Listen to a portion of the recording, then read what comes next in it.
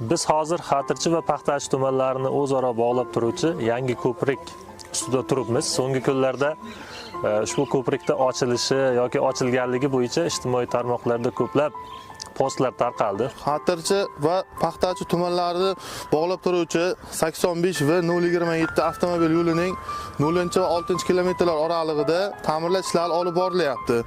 Hozirda ta'mirlash ishlari to'liq yakunlanmaganligi sababli ushbu yo'nalishda hozirda qatnov cheklangan.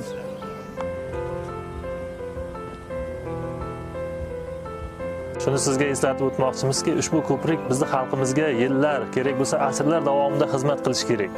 Biz Xatirchi tumani hokimligi axborot xizmati ko'prigimiz ochilishi to'g'risidagi ma'lumotlarni sizga albatta yetkazib boramiz.